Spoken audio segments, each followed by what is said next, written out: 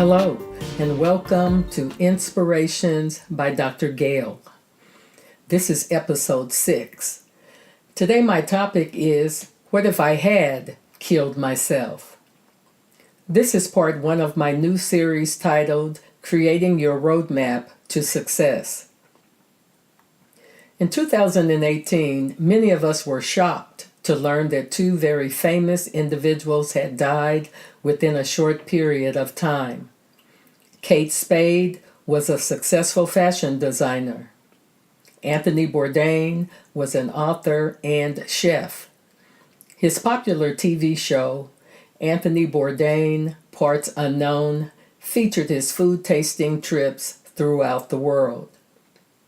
Although Spade and Bourdain were wealthy and extremely successful, both ended up committing suicide. Like Spade and Bourdain, throughout history, many famous people have committed suicide. This includes actors, actresses, musicians, writers, and other artists. But what about ordinary people who never become famous? Here are the most recent statistics. According to the Centers for Disease Control and Prevention, aka the CDC, suicide is a leading cause of death in the U.S. From 1999 through 2016, suicide rates increased in nearly every state. In 2016, nearly 45,000 people committed suicide in the U.S. According to the National Institute of Mental Health, in 2016, suicide was the second leading cause of death among individuals between the ages of 10 and 34. This means that we have children as young as 10 years old killing themselves, and often it's because of bullying. Suicide was the 4th leading cause of death among individuals between the ages of 35 and 54. In 2016, 9.8 million adults aged 18 or older reported having serious thoughts about trying to kill themselves, and 1.3 million adults actually attempted suicide. There were more than twice as many suicides in the U.S. as there were homicides. The U.S. Department of Veterans Affairs reported that veterans have a higher suicide rate than non-veterans. So what are the main causes of suicide? According to the CDC, mental health conditions are often seen as the cause of suicide, but suicide is rarely caused by any single factor. In fact, many people who die by suicide are not known to have a diagnosed mental health condition at the time of death.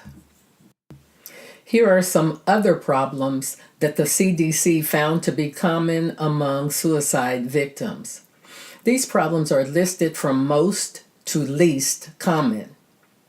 Relationship problems, a crisis in the past or upcoming 2 weeks, substance abuse, a physical health problem, a job or financial problem, a criminal legal problem, and loss of housing. The statistics and research that I shared reveal that suicide can be a problem for anyone, including our family members, friends, co-workers, acquaintances, and of course, each one of us. And that includes me. Stay tuned to hear why this topic is so important to me.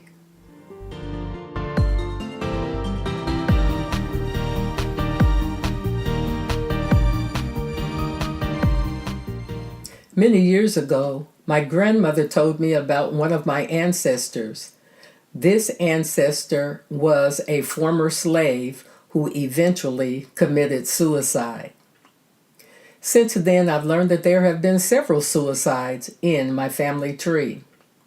Furthermore, I have no idea how many of my ancestors may have chosen to commit suicide while being transported from Africa. Dr. Henry Louis Gates said that 12.5 million Africans were shipped to the New World, but only 10.7 million survived the dreaded Middle Passage. Other researchers have revealed that during the Middle Passage, many Africans chose to commit suicide. Here's a related quote from a BBC report. The chief causes of death on ship were dysentery followed by smallpox, but a third cause was sheer misery. Sometimes slaves willed themselves to die out of sheer depression and hopelessness. They would refuse to eat, and the crew would resort to force feeding, or they would jump over the edge and drown in the sea. Another report stated thousands attempted to commit suicide during these horrific voyages. Committing suicide was an act of rebellion. Like those slaves who starved themselves to death on ship or jumped overboard, and the relatives in my family tree who resorted to suicide, there was a time in my life when I believed that suicide was the best option for me. Here's what happened. Several decades ago, I hit rock bottom. My life had fallen apart and my dreams were destroyed. At that time, I was an unemployed single parent who had recently gotten off of public assistance. I didn't have a car except for the one that my sister loaned me. And I didn't even have an apartment of my own. Instead, I was renting a room in someone else's house. Then I had another setback. I got sick with pneumonia. Since I didn't have any medical coverage, I ended up going to a clinic that provided free services for poor people like me.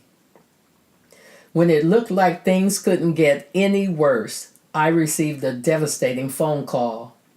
That was the last straw for me. The news was so bad that I decided that I no longer wanted to live. So I decided to kill myself. But now I had two problems.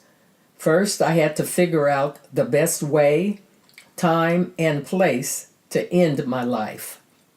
Second, and most important, I had to decide what to do with my baby. I knew that I had no right to take her life, but I also knew that I didn't want her to be raised by relatives. That night, as I lay in bed next to my baby in a rented room in someone else's house, wearing a mask to protect my baby from my pneumonia, I was in physical and emotional pain. My throat hurt, my chest hurt, and depression and hopelessness overwhelmed me. I spent hours trying to find the right answers to my problems. Finally, I chose the only option that I could think of. It was the same option that I had chosen in the past to handle every problem. As tears streamed down my face, I crawled out of bed, got on my knees, and began to pray for help. When I finished praying and lay down next to my sleeping baby, I had something that I really needed. I had hope. I believed that my situation would improve, and I believed that my problems weren't too big for God to handle. When I got up the next morning, I was determined to live for my sake, but more important, for my baby's sake. Shortly after that night, I joined a local church. Joining this church gave me something that I needed, a community to belong to in a city in which I had no family members besides my baby or any friends. In less than 3 months after I decided not to kill myself, I was approved for a government-subsidized apartment. Now, my baby and I had our own place to live. And even though our furniture and clothing came from thrift shops, things were improving for us. Several months later, I received a job offer at a local school. This meant that I would not only earn a decent income, but my child and I would have medical coverage. The school principal who hired me urged me to return to school, and this resulted in my earning a teaching credential and a master's degree. The next big blessing was that 2 years later, I met an amazing man who proposed to me. My husband adopted my child, and we eventually had 2 additional children. This year, we will celebrate our 33rd wedding anniversary. Today, when I look back on that horrible night when I was planning to kill myself, I'm thankful that I chose to live. For if I had killed myself, I would have missed out on many wonderful experiences, including my great marriage, having children, enjoying time with my 2 grandsons and friends, professional successes such as becoming a junior high school teacher, a high school teacher, and a professor, writing numerous books, traveling, meeting new people, and so much more. In episode 5, You Deserve That Gift, I talked about the importance of investing in ourselves, and I shared some of the ways that I invest in my spiritual, emotional, and physical health. But choosing life instead of suicide was one of the best decisions that I've ever made. Here's the main point that I hope you'll take away from today's episode. No matter what you've been through or what you're going through, you deserve to live. You deserve to live. This is the most important step of creating your roadmap to success. Now, stay tuned for this week's Personal Empowerment Challenge. By the way, if you're new to this podcast, I recommend that you use a notebook or journal to complete the weekly Personal Empowerment Challenges.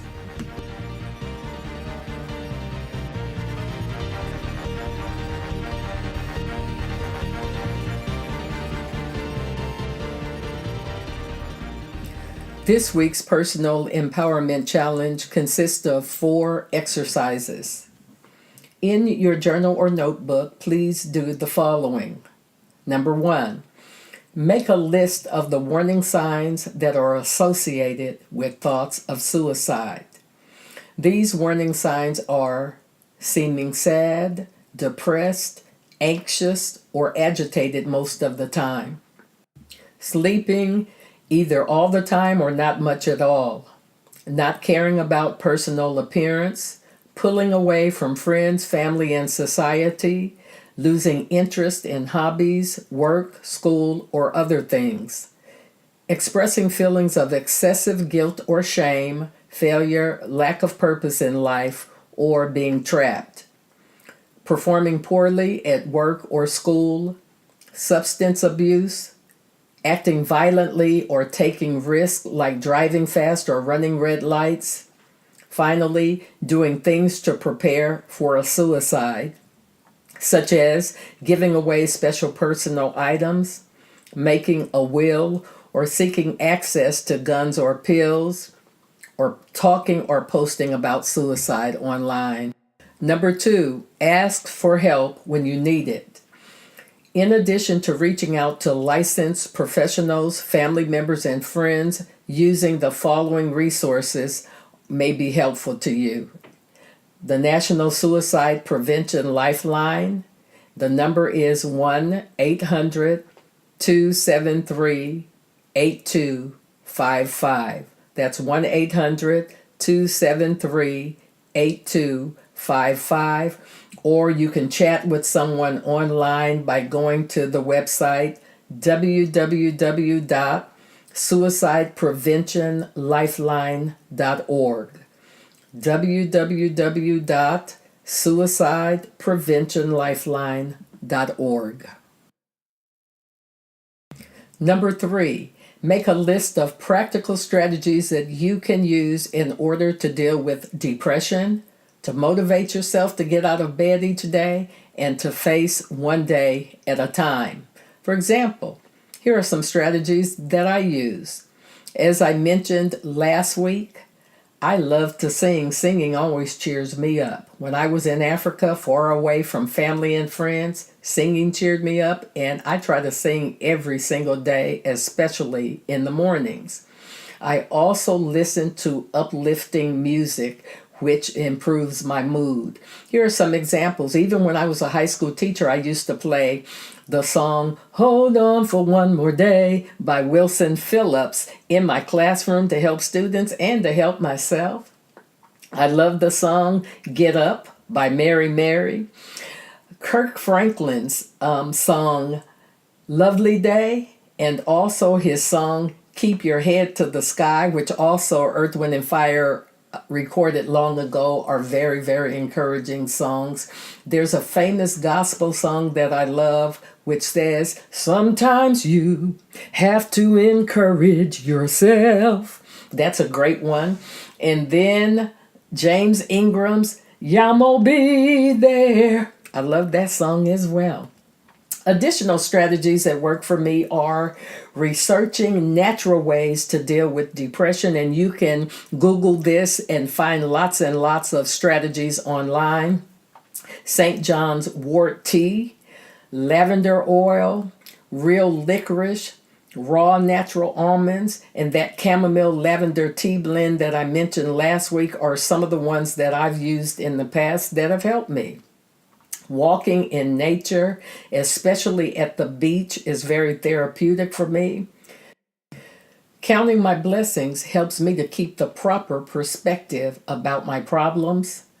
Praying for enough faith, joy, and productivity for each day, especially when I'm feeling down, is very helpful to me. And concentrating and remembering past victories through many, many trials is another strategy that is very helpful to me. By the way, I have a PhD. I am not a medical doctor, so be sure to check with your own doctor before trying any supplements or other natural remedies. Number 4, know how to help others. In addition to sharing the information that I just mentioned, you can help others in the following ways. Ask someone you are worried about if they're thinking about suicide. Try to keep them safe by reducing their access to lethal means. Ask them what they need. Help them connect with ongoing support, such as that Lifeline telephone number that I shared earlier, and then follow up to see how they're doing. Sometimes the best cure for depression and hopelessness is for people to know that there is at least one person on this earth who cares about them, and you can be that person.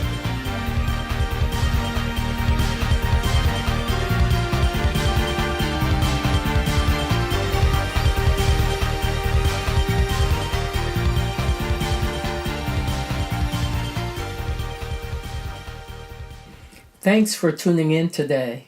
I hope you'll tune in next week to hear your big picture, starting at the end instead of the beginning. This is part 2 of the series, Creating Your Roadmap to Success. For more information about Inspirations by Gail LLC, please visit my website, www.drgailthompson.com. If you haven't already done so, please subscribe to this podcast via my YouTube channel, Inspirations by Gail. If you're interested in the theme music for this podcast, please check out music by Aaron Nimbus on iTunes. In the meantime, please remember this. No matter what you've been told or what you've been through, you deserve to live, and choosing to live every single day, one day at a time, is the most important part of creating your roadmap to success. Until next time, hugs and blessings. I'm Dr. Gail L. Thompson.